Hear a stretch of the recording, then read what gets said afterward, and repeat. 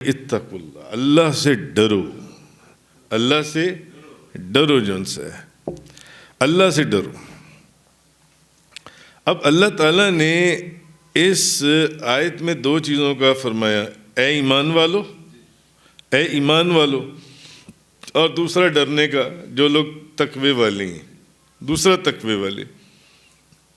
اچھا، ان دونوں چیزوں کا، ان دونوں کو چوری کرنے والا ایک چور بھی ہے، اور وہ چور کون ہے؟ کسی کو نہیں پتا، کیونکہ آپ ایمان والے ہیں، آپ کا اس سے کبھی پالا نہیں پڑا، یا پڑا ہے اس سے پالا؟ وہ چور ہے ابلیس۔ وہ ہمارے ایمان پہ بھی ڈاکہ ڈالنے کی کوشش کرتا رہتا ہے۔ ابلیس کا کام کیا ہے کہ ان کے ایمان میں خلل ڈالو، یہ اللہ سے ڈرتے ہیں، ان کے ڈرنے کو کام کرو، ان کے دلوں میں ایک دوسرے کی نفرت ڈال دو، ان کو ایک دوسرے سے تنفر کر دو، ان کو ایک دوسرے سے خلاف کر دو، سیدھے راستے سے ہٹا دو، اللہ سے ڈرنے نہ پائیں، غلط راستے پر چلتے چلے جائیں۔ اسی لیے اللہ تبارک و تعالیٰ نے سورہ یوسف کی آیت نمبر 5 کے اندر فرمایا، ان الشیطان للانسان عدو مبین، تحقیق شیطان جو ہے یہ انسان کا کھلم کھلا دشمن ہے۔ شیطان جو ہے، اب یہ بھی قرآن کی آیت ہے، شیطان جو ہے یہ انسان کا کھلم کھلا دشمن ہے، یہ جو ان سے اس کی کوشش ہے کہ انسان کبھی سیدھے راستے پر نہ چلے، الٹے راستے پر ہی چلتا رہے، جو ان سے۔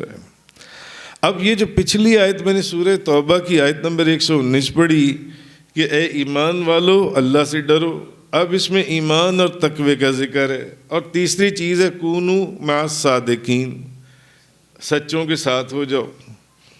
اچھا، اب یہ جو دو چیزیں ہیں، شیطان ہے ڈاکہ ڈالنے والا، جو ان سے ان چیزوں کے اوپر، ایمان کے اوپر، تقوی کے اوپر، انسان کی ایون سنسیریٹی کے اوپر۔ حضرت آدم والا واقعہ دیکھ لیں آپ، کیا کیا اس نے؟ نبیوں تک کو تو وہ چھوڑتا نہیں ہے، ان کے راستے میں بھی روڑے اٹکانے سے باز نہیں آتا۔ ابلیس جو ہے کہ نبی بھی جون سے ہیں وہ راستے سے معاذ اللہ استغفر اللہ ہٹ جائیں، شاید اس کی کوشش یہ ہوتی ہے۔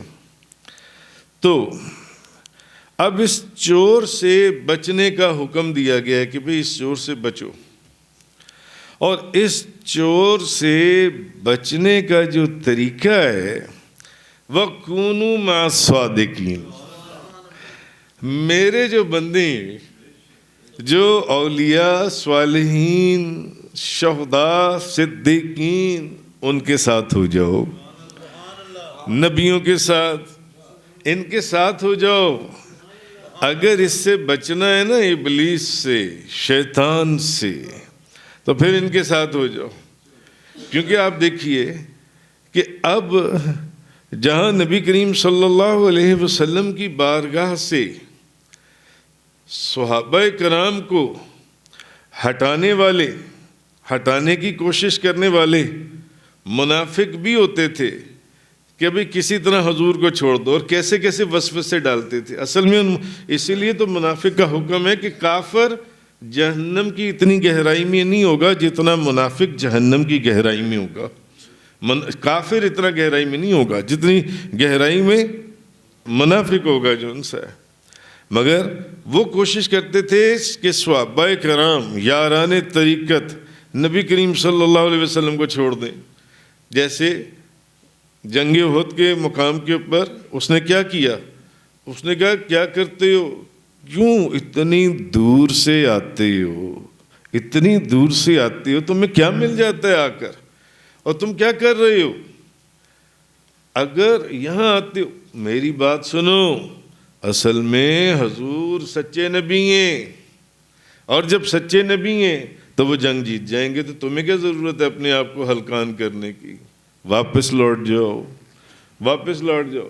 اور چلو سپوز معاذ اللہ الیاذ باللہ اگر کوئی معاملہ جھوٹا بھی ہے تو پھر بھی تمہیں کیا ضرورت ہے اپنے آپ کو مروانے کی؟ مرنے دو، انہیں نقصان اٹھانے دو. یعنی جو منافق ہے اس کی پہچان یہ ہے کہ وہ جس کے دل میں اپنے محبوب اور اپنے مرشد اور اپنے ہادی اور اپنے پیشوا کی نفرت کا بیج بوئے گا وہ پہلے اس کی تعریف کرے گا، بعد میں نفرت کا بیج بوئے گا. وہ تعریف کر کے نفرت کا بیج بوئے گا. یعنی اس نے کیا کہا، وہ کیا کہتا، وہ کہتا تھا وہ سچے نبی ہیں، جیت جائیں گے، ان کے ساتھ تو فرشتوں نے نازل ہو جانا ہے، تمہیں کیا ضرورت ہے، اتنی دور سے آتے ہو تم، اپنا کچھ سوچو، اپنی بیوی کا سوچو، بچوں کا سوچو، یہاں کیا کرنے آتے. اس لیے منافق کے متعلق حکم ہے کہ منافق جو ہے یہ جہنم کے سب سے گہرے گڑھے کے اندر ہوگا، منافق جن سے. تو اب شیطان کا یہ کام ہے، فرمایا ان الشیطان للانسان عدو مبین، شیطان انسان کا کھلا دشمن ہے. اور اس سے بچنے کا طریقہ کیا ہے، وَكُونُوا مَعَ الصَّادِقِينَ، کہ سچے لوگوں کے ساتھ ہو جاؤ، سچے لوگوں کے ساتھ. اللہ والوں کی صحبت اختیار کر لو، اللہ والوں کی رفاقت اختیار کر لو، کسی مرد درویش کا دامن تھام لو. کوئی اگر حق پرست ملے تو اس کے قدموں سے لپٹ جاؤ. کسی مقبول بارگاہ کے ہاتھوں میں اپنا ہاتھ دے دو، کسی مقبول بارگاہ کے ہاتھوں میں اپنا ہاتھ دے دو اور اپنے خانہ دل کو منور کر لو تاکہ تمہارے ایمان اور تقوی کی حفاظت ہو جائے، تاکہ تمہارے ایمان اور تقوی کی حفاظت ہو جائے.